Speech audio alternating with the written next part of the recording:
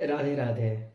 देखिए, बहुत से लोग संसार में आप सुनते होंगे, विद्वान, महापुरुष, कथावाचक या फिर इन जनरल भी लोग क्या कहते हैं, लोग बोल देते हैं संसार में जो भी है सब माया है, सब झूठा है। तो देखिए, माया झूठा नहीं है, क्योंकि माया भगवान की शक्ति है। जब भगवान सत्य हैं तो भगवान की शक्ति कैसे असत्य हो सकती है, बताइए। जब भगवान का ही शक्ति है माया, फिर हम उसे असत्य कैसे बोल सकते हैं। इसलिए ये जो कहते हैं कि माया झूठी है, माया असत्य है, असत्य नहीं है। माया भगवान की शक्ति है। देखिए, श्वेताश्वतर उपनिषद में बताया गया कि 3 तत्व हैं टोटल। और कोई भी मनुष्य कितना भी ये दावा कर ले कि हमको ये मालूम है, ये मालूम है, कितना भी आप विद्वान हो जाओ, कितना भी आप जान लो, कितना भी ज्ञान प्राप्त कर लो, लेकिन अगर इन 3 तत्वों को नहीं जान पाए, इनका साक्षात्कार नहीं कर पाए, तो तुमने कुछ नहीं जाना और मनुष्य जीवन कहा जाएगा इसका व्यर्थ चला गया। अर्थात जो जानने के लिए मनुष्य शरीर मिला था वो इसको प्राप्त नहीं हो पाया। क्योंकि जीवन क्यों मिला है? जीवस्य तत्व जिज्ञासा, तत्व को जानने की इच्छा हो, इसी के लिए मनुष्य शरीर मिला है। आहार के लिए, निद्रा के लिए या विषय भोग के लिए मनुष्य शरीर नहीं मिला है। ये बाकी शरीरों में प्राप्त हो जाता है, लेकिन मनुष्य शरीर मिला है जो उत्कृष्ट शरीर है, सर्वोत्कृष्ट शरीर है, जो देवताओं से भी बड़ा शरीर है। इसलिए बताया गया है उद्यानम ते पुरुष नावयानम, ऊपर उठो। अर्थात मनुष्य के आगे कौन है? भगवान है। या तो भगवत प्राप्ति कर लो, या तो जो बाकी के 84 लाख के जो शरीर हैं वहां पर फिर से चले जाओ घूमने। तो 2 ऑप्शन आपके पास है, ये दोनों ही ऑप्शन आपके पास है। डिसाइड आपको करना है कि आपको क्या चाहिए, परमानंद चाहिए या उसी दुख के गर्त में जाना है। तो श्वेताश्वतर उपनिषद में बताया गया, सर्वा जीवे सर्व संस्थे बृहन्ते अस्मिन् हंसो भ्राम्यते ब्रह्मचक्रे पृथगात्मानं प्रेरितारंच मत्वा जुष्टम ततस्तेनामृतत्वमेति। श्वेताश्वतर उपनिषद 1:6। और फिर बताया गया, देखिए एक ही मंत्र में, कि क्षरम प्रधानम मृताक्षरम हरः क्षरात्मानावीसते देव एक तस्या विद्यानात् योजनात् तत्वभावात् भूयश्चान्ते विश्वमाया निवृत्ति। श्वेताश्वतर उपनिषद 1:10। एक अक्षर है, एक अक्षर है। अक्षर अर्थात जो कभी क्षय नहीं होगा। कौन? जीवात्मा। क्षय इसका कभी नहीं होने वाला है। और एक क्षर है, उसे क्षर क्यों बताया गया? क्योंकि देखिए, उसी माया से संसार बना है, और संसार एक दिन बना है तो एक दिन नष्ट होगा। माया नहीं, माया एक दिन नहीं बनी है। भगवान की जो शक्ति है, माया शक्ति और जीव शक्ति, ये बने नहीं है, ये सदा से थे, सदा हैं, सदा रहेंगे। लेकिन यहां पर जो बताया गया कि क्षरम प्रधानम, तो माया से जो ये संसार बना है ये एक दिन नष्ट होगा, एक दिन प्रलय होगा, एक दिन समाप्त होगा। और इसको हम ऐसे समझ सकते हैं, ये माया, ये जरूरी नहीं है कि जीव के ऊपर सदा हावी रहे। जब जीव भगवत प्राप्ति कर लेगा, भगवान को प्राप्त कर लेगा, तो उससे माया हट जाएगी। माया शक्ति नहीं हटेगी सदा के लिए। माया शक्ति का अत्यंत अभाव नहीं होगा, लेकिन माया उससे हट जाएगी। आशा करते हैं ये चीज आपको क्लियर हुआ होगा। इस संसार में किसी का सामर्थ्य नहीं है जो माया को हटा दे या माया को मिथ्या साबित करे। माया मिथ्या नहीं है, माया सत्य है, क्योंकि भगवान की शक्ति है। और जो इसे असत्य बोलते हैं उनका स्क्रू ढीला है, यही कहा जाएगा। और जो बड़े बड़े महापुरुष इसे असत्य बोलते हैं वही माया के अधीन में है। कई कथावाचक, कई प्रवचन देने वाले या फिर कोई महापुरुष जब ये बोलते हैं कोई किसी की मृत्यु में, अरे क्या है यार तुम इसमें टेंशन ले रहे हो, उसका समय आया था वो चला गया। और मृत्यु क्या है? मृत्यु क्या है? कपड़ा ही तो बदला है। गीता में भगवान कह रहे हैं कि मृत्यु मतलब कपड़ा बदलना। जैसे पुराने वस्त्र को त्याग करके हम नए वस्त्र धारण कर लेते हैं, ऐसे ही मृत्यु का मतलब है जीवात्मा पुराने शरीर को त्याग करके नए शरीर को धारण कर लेता है। लेकिन उस व्यक्ति के परिवार में सपोज किसी को कुछ हो जाए, किसी को जस्ट बीमार ही हो जाए, 102 डिग्री 3 डिग्री टेम्परेचर हो जाए, घबरा जाता है, अरे क्या हुआ, जल्दी ले चलो डॉक्टर के पास दिखाओ। क्यों जी? अब कहां गया आपका ज्ञान? तो ज्ञान देना, प्रवचन देना बहुत सरल है। ये कह देना बहुत सरल है कि माया है, कहीं आसक्ति मत करो, सब कुछ मोह माया है, सब कुछ छोड़कर जाना है। लेकिन उसको हृदयंगम हम कितना करते हैं ये इंपॉर्टेंट है। उसको स्वयं के जीवन में कितना उतार रहे हैं, उसको मान कितना रहे हैं हम। केवल जान लेने से कल्याण नहीं होता है। जान लेना मीन्स उसको मान लेना। 3 तत्व है टोटल, भगवान, जीव, माया।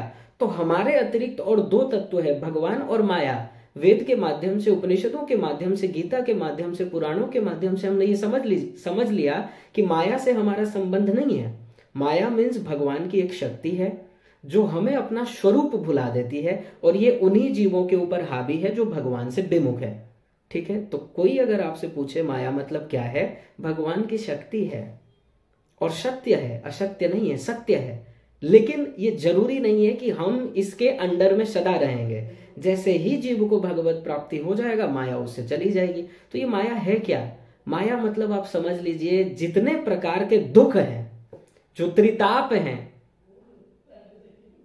आध्यात्मिक ताप, आदि दैविक ताप, आदि भौतिक ताप, अर्थात जितने भी प्रकार के जिन जिन कारणों से जीव दुखी है संसार में, वही है माया, जो भगवान के पास जाने से रोकती है, भगवान के भक्ति में रोकती है, वही है माया। और इन शॉर्ट में अगर आपको बताया जाए कि जो भी आप सुन रहे हो इन श्रवणों के माध्यम से, जो भी आप देख रहे हो इस संसार में, जो भी आप रस ले रहे हो इस संसार में, जो भी आप इस संसार में अनुभव कर रहे हो इन इंद्रिय मन बुद्धि से, ये सब माया है।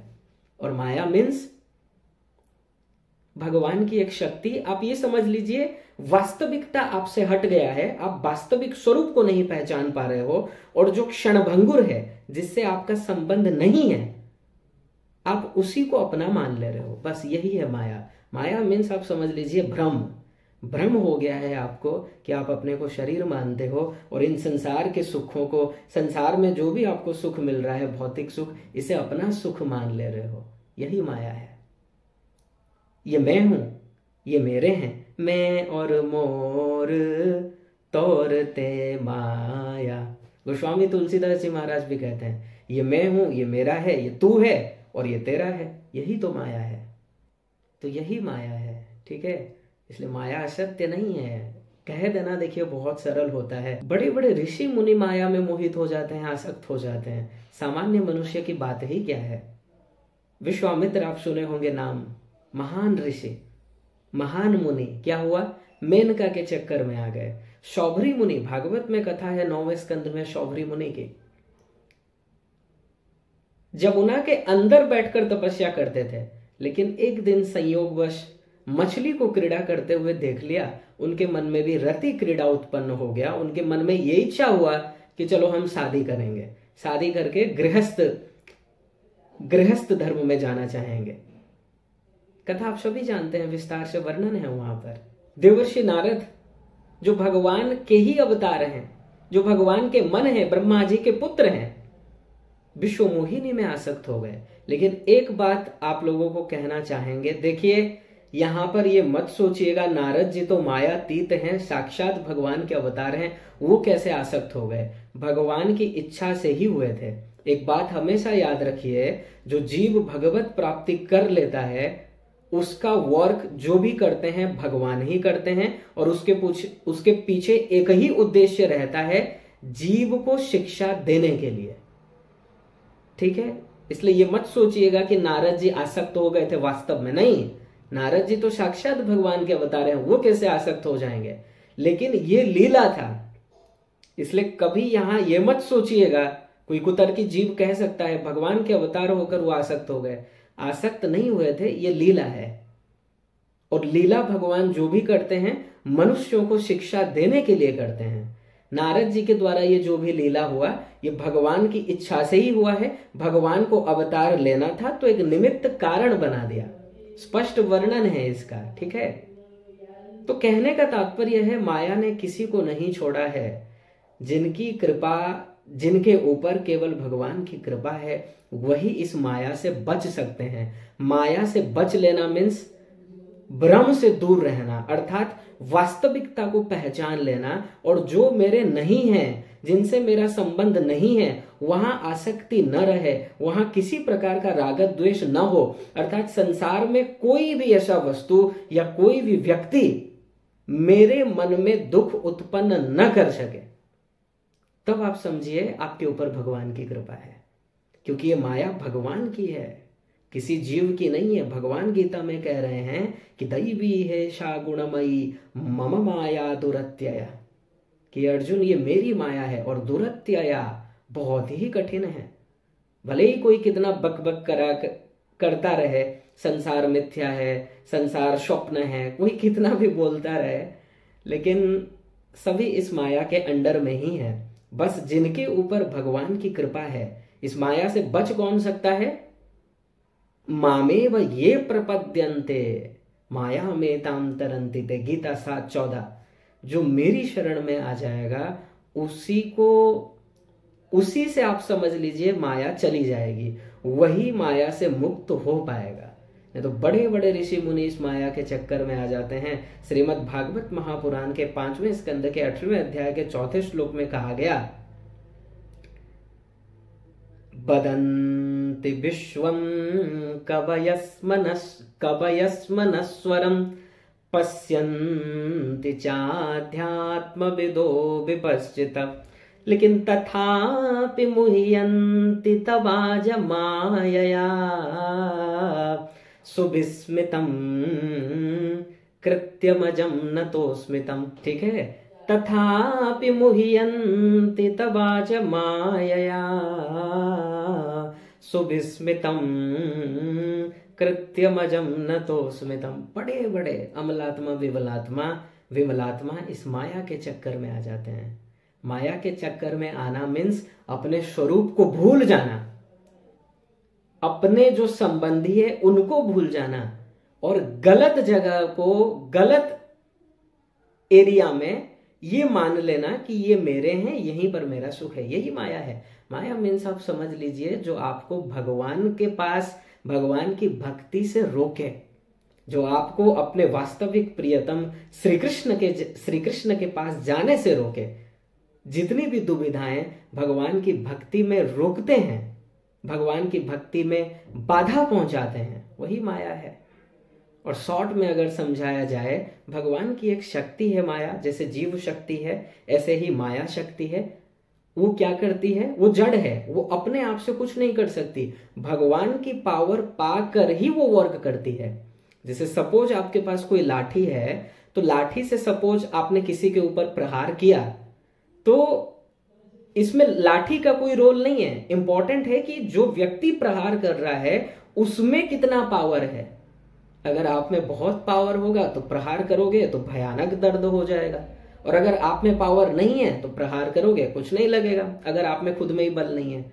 ठीक इसी प्रकार ये जो माया है, इसे लाठी ही समझिए, ये अपने से कुछ नहीं कर सकती, भगवान की शक्ति पाकर ये बलवान होती है। इसीलिए भगवान कहते हैं कि माया मेरी है, तुम अगर माया से पार पाना चाहते हो, अगर मुझ तक पहुंचना चाहते हो, मेरी शरण में आओ, और कोई तुमको यहां से नहीं बचा सकता। तो दैवी है सा गुणमयी मम माया दुरत्यया मामेव ये प्रपद्यन्ते माया में ताम तरन्ति।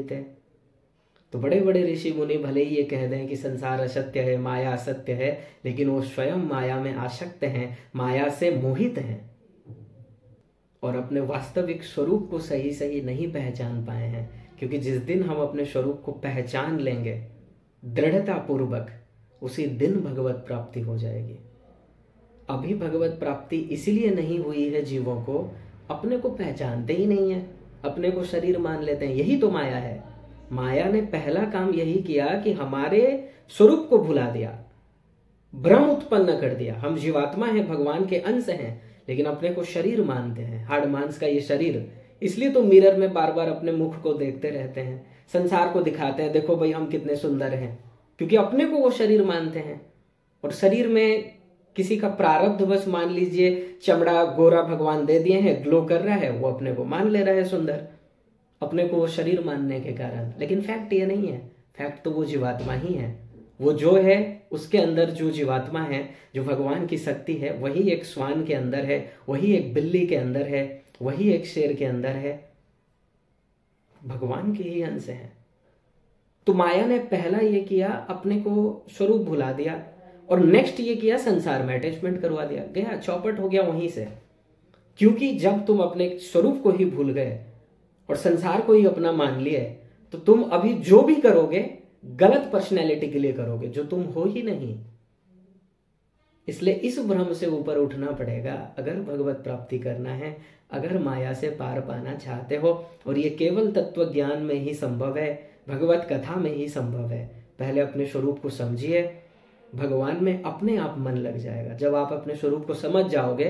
क्योंकि तब आपको यह निर्णय होगा कि मैं तो जीवात्मा हूं, मेरे केवल श्री कृष्ण हैं, उनके बिना तो मेरा कोई अस्तित्व ही नहीं है, कुछ भी नहीं है उनके बिना। जब ये ज्ञान दृढ़ हो जाए तब जीव भगवान की शरण में जाता है, और मामेव ये प्रपद्यन्ते माया में ताम तरन्ति ते।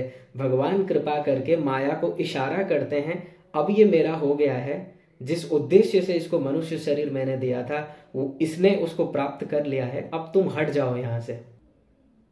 ठीक है, तो आशा करते हैं आपको ये क्लियर हुआ होगा कि माया क्या है। माया एक शक्ति है जो अनादि शक्ति है, जिसको भगवान ने नहीं बनाया है और ना ही भगवान उसको समाप्त कर सकते हैं। लेकिन हाँ, जब आप भगवत प्राप्ति कर लोगे तो आपसे ये भ्रम को हटा देंगे, आपसे माया के जितने भी दोष हैं जिस कारण से जीव में विकार उत्पन्न हुए हैं। इनफैक्ट जीव में कभी विकार नहीं होता है, लेकिन माया के अंडर में होने के कारण उसका मन बुद्धि इतना मलिन हो चुका है, इतना गंदा हो चुका है कि वो भूल ही गया है अपने स्वरूप को और संसार में आसक्त है।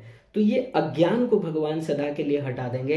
ये जितना भी मन गंदा हो रखा है, जितने भी मल लगे हैं, ये सब हट जाएगा और आप अपने दिव्य स्वरूप को प्राप्त कर लोगे। जीवात्मा में देखिए विकार नहीं आता है, विकार मन बुद्धि में ही आते हैं। और जीवात्मा क्या, माया के अंडर में होने के कारण अपने को भूल जाता है, फिर वो मन बुद्धि के अनुसार ही चलता है, माया के अनुसार ही चलता है। फिर जब भगवान की कृपा वश अगर कोई संत प्राप्त हो जाए और जीव जब संत के शरण में जाता है और उसमें जब वो ज्ञान जागृत होता है, अज्ञान चला जाता है, फिर वो साधना करता है। साधना करते करते करते करते जब मन एकदम क्लीन हो जाता है, फिर दिव्य शक्ति उसको प्राप्त होता है, उसका इंद्रिय मन बुद्धि सब दिव्य हो जाता है और यहीं पर भगवान का साक्षात्कार उस जीव को हो जाता है और सदा के लिए आनंद मिल जाता है।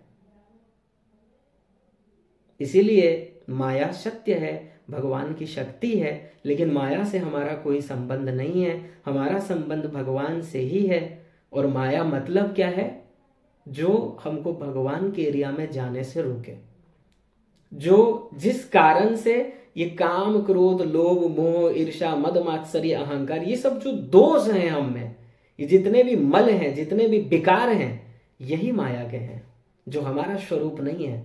हम तो भगवान के अंश हैं, ईश्वर अंश जीव अविनाशी चेतन अमल सहज सुख राशि। हम निर्मल हैं, अमल हैं, यही हमारा स्वभाव है। लेकिन माया के अंडर में होने के कारण ये सब मल युक्त हो गया है मन बुद्धि, इसी को सही करना है। और ये तभी सही होगा जब आप साधना करोगे, भगवान का स्मरण करोगे, भगवान के लिए आंसू बहाओगे, भगवान के लिए व्याकुलता उत्पन्न होगा, भगवान की कथा सुनोगे, भगवान का नाम संकीर्तन करोगे, तो धीरे धीरे धीरे धीरे मन एकदम क्लीन हो जाएगा और फिर कल्याण ही होगा। राधे राधे।